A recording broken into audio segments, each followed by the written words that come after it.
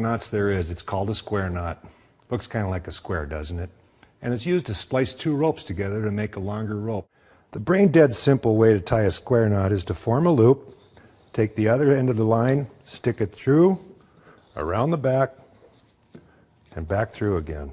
You can always tell if it's a proper square knot because the loops will slip by each other when you do this. This is a proper square knot. If the rope sizes are different, you should tie a sheet bend. Form a loop in the bigger rope, then come out of the hole, around the back side, and instead of going back through here like you would a square knot, tuck it back under itself. That's a sheet bend.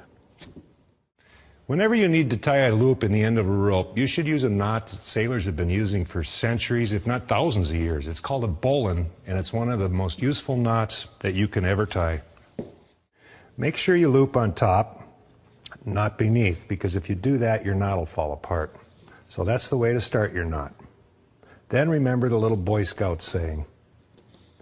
The rabbit goes out of the hole, around the tree, and back through the hole. This is an incredibly strong knot. Whenever you need to put a loop in the middle of a rope, you should use a figure-8 knot like this.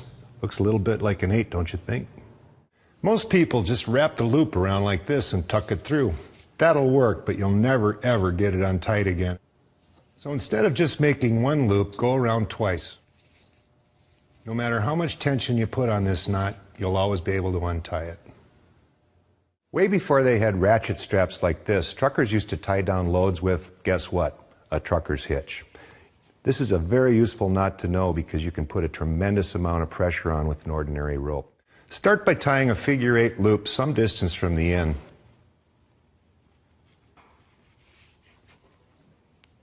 Then run the other end of the rope through the loop, pull it as tight as you need it, and lock it in place with a double half hitch. Do that by running the rope behind and back through twice. If it's a temporary trucker's hitch, send a loop through instead of the end of the rope.